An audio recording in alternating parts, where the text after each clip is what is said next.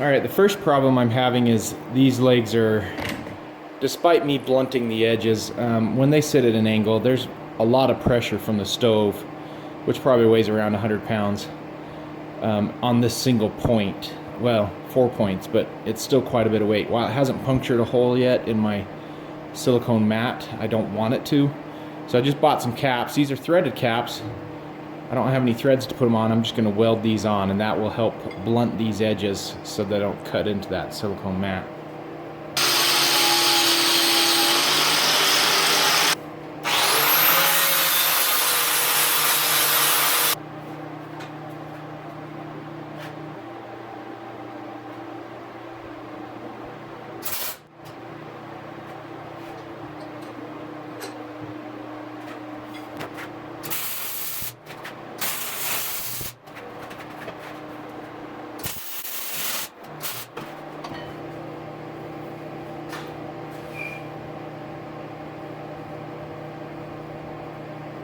Ends have been blunted.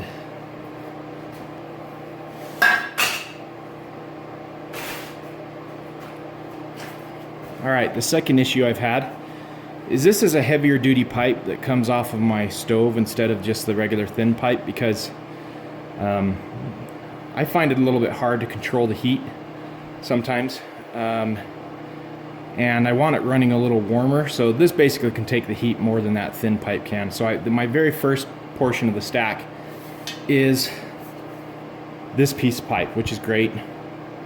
There are a couple of problems though. The first one is when I did this end up on the top, it doesn't receive the other pipe very well, and it doesn't fit tight, so it can get sloppy. Like in the wind it'll turn. So I want to cut this end off and remake it so that the pipe fits in there well, and then I'll show you what else I'll do.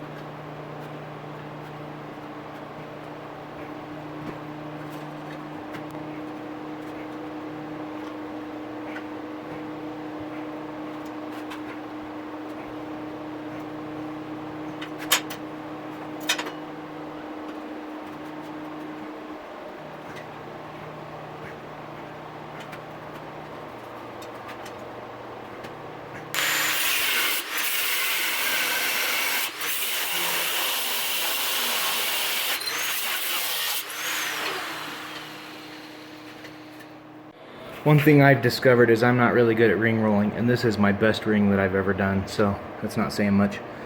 I probably cut a little bit short here. I wanted it to have a little shorter than longer so that I didn't have it interfering when I go to clamp this up. I do have little gaps here.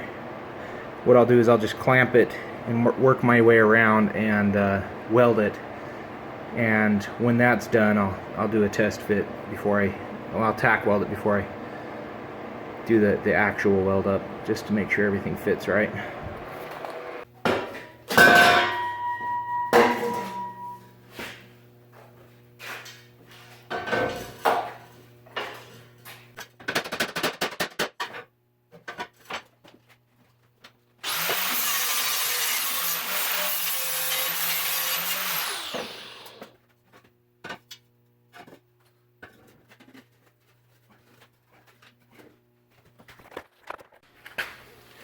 It's a good fit. It's a nice tight fit. Not too tight, not too loose. Before it would rock in there. Didn't sit very well. Now I've got a nice square lip on the bottom. I wanted to have this 2 inches tall, but instead of 1.5 inches, I think it is. so that it would kind of go in a little bit further, but I'm pushing that down, and I think it's not going to go much further than that anyway. I need to fill this gap in.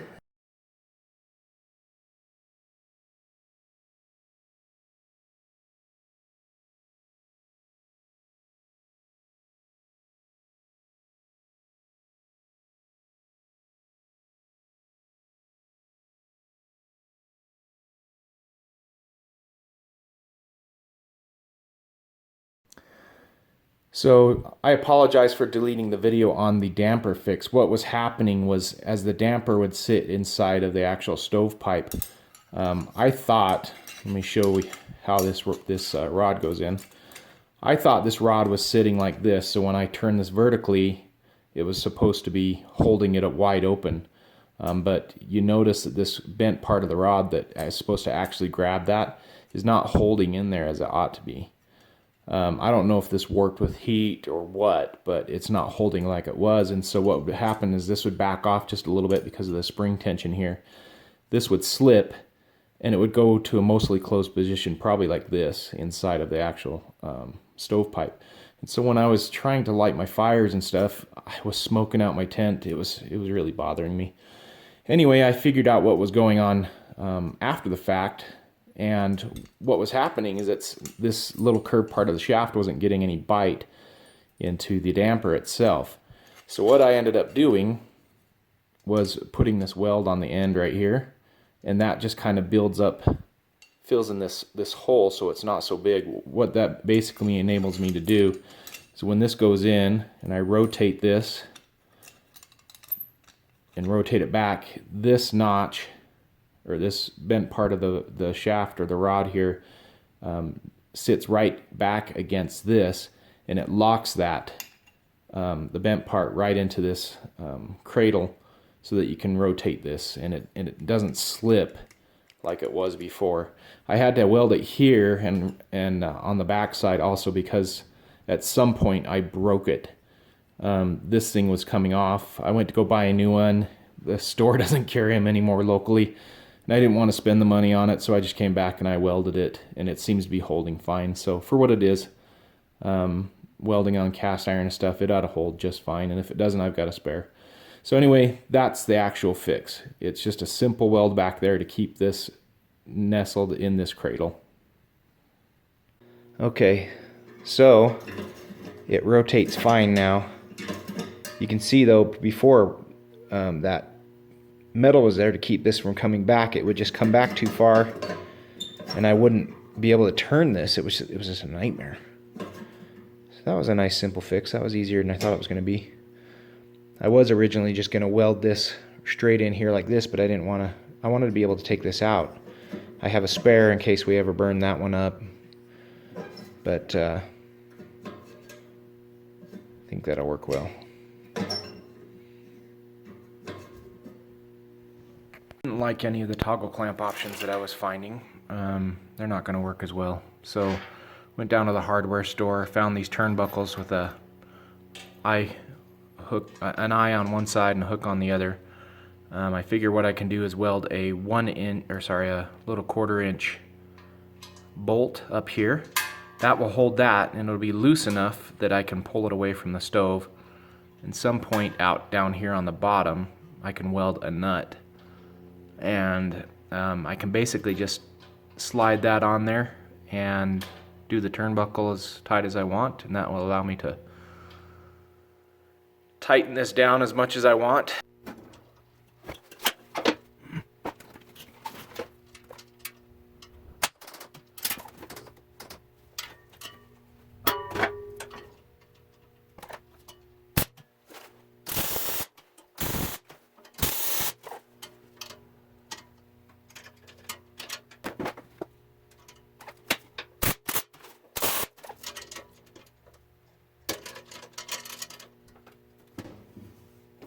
That works great.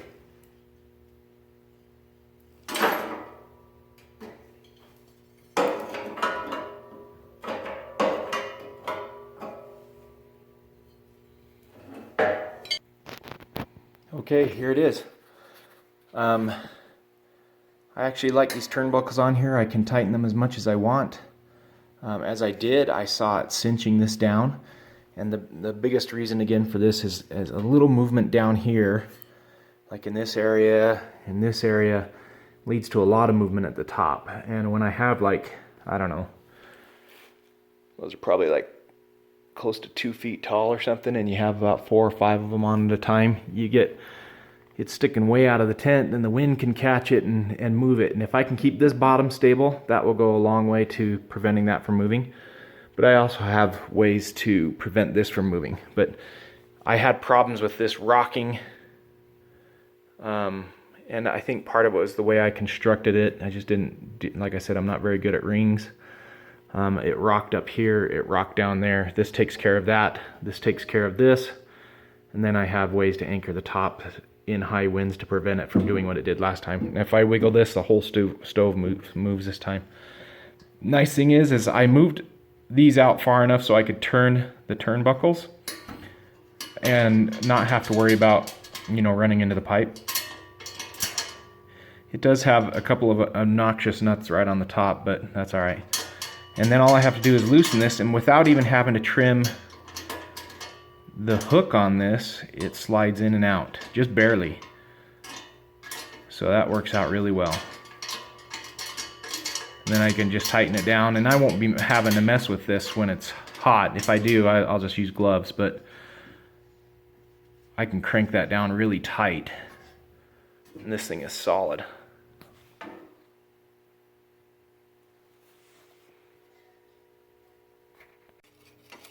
I built these out of electrical ground clips. They're not very heavy duty, but they don't need to be. I just need to keep the top of the stovepipe from moving. So I ran this cable through it in case the top of the stovepipe was hot. It shouldn't be. And then I have some rope somewhere over there, I think. And basically, I have 3 of them. These will clip on to this top of the stovepipe like this. And like I said, I'll have 3 of them, and then I'll have the rope, and I will be able to anchor the top of the stovepipe with rope and prevent the wind from moving it like it has in the past also. So between this, those buckles, and redoing that thing, all of my stovepipe issues should go away. The other major thing that I need to do is secondary air. I have a baffle in there. Comes up, I don't know, maybe about that far. And what I've noticed is that the air comes in the stove, and it does kind of a loop around like this with the fire, and then comes out the flue. So it gets sucked in to about here, burns the wood and everything, and then it comes and exits up like this. The problem that I've discovered is because I have that baffle in there, this wood right at the very back end doesn't really get completely burned. And when I stuff wood in, the wood will go in here and it'll butt up against that other wood that hasn't completely burned. And pretty soon, by the time morning comes around, I'm having a hard time fitting full-length pieces of wood in here because there's a whole bunch of unburned or not completely burned stuff back here. I was going to run secondary air along the whole length of this and then kind of turn it and come back here and then have the feed here. That would allow me to do 2 things: preheat the air before it got here so it burned more efficiently, and then be able to control the air from up front. That's going to be a big pain in the butt, and it's going to add a bunch of extra steel and make this thing heavier than it is. I don't want to do that, so I think what I'm going to do is just build something back here to intake the air and do a little air control back here. That'll be fine. Once it's set, it's going to be set for the day and probably won't touch it. So that'll make things simple. I was thinking about just maybe doing something that comes out, up, and then maybe at an angle or something. It'll kind of give me a little finger hold to pick up the stove if I have to.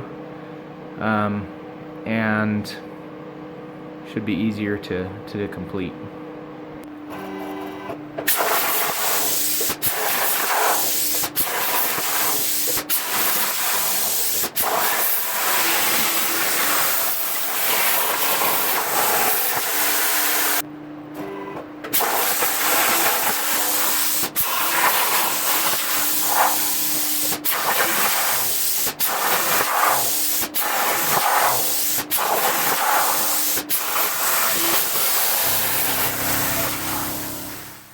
don't know how well this is going to turn out, but I'll give it a shot. So this is my sliding mechanism for the air intake. It doesn't need much air in the back, I don't think. So for comparison, this is my finger. So I just need some air back there to finish the burning of the logs that don't get any oxygen. So this will just be a tiny little slider here, and the general shape of it from the side is going to look like this. So I need to make a bend right. I like using these little bend marks. One, it cuts a relief where the bend is going to occur, but then I have a perfect line to line up on both sides of the brake. And so I need to do a 90-degree bend here, and then I need to probably take it in and pull it out multiple times and just put a slight bend in it here. So this is what I'm going to attempt to build. We'll see how it turns out.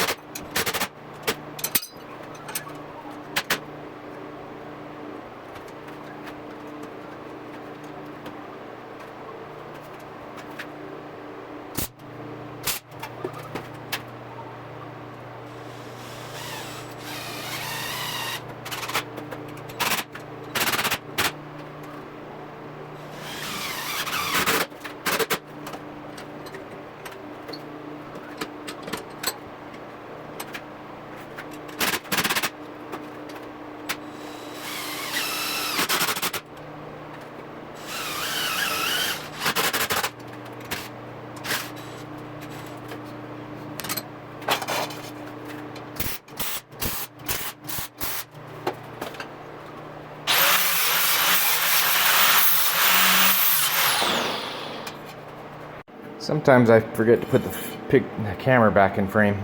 Anyway, I use these self-tapping screws. They have a nice head on them to build basically a guide rail system with starts and stops so that this thing goes within its limits. As you saw, I tacked it on and then put these on.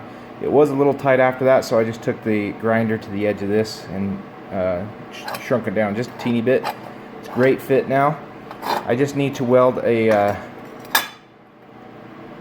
bolt with a spring or something here, kind of like I did on the rest of the stove.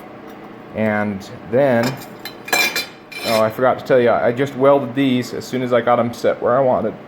And because these are close to the edge where it's thinner, I ground these down so that they wouldn't interfere when I go to put this on the stove.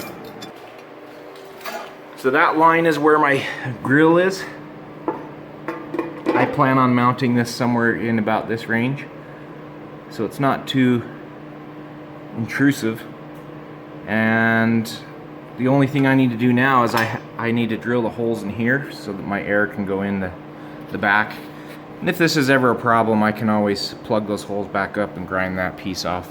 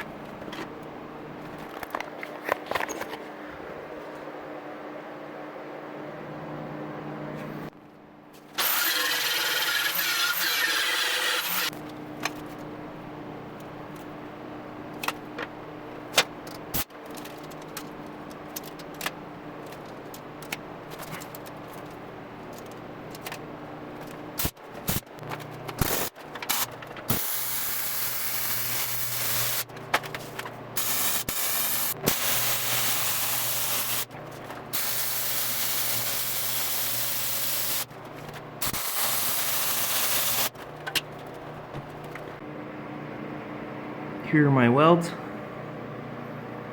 This side I had a little bit of a gapped fill, so I had to go over it a couple times. First time to fill it up a little bit, second time to actually weld it.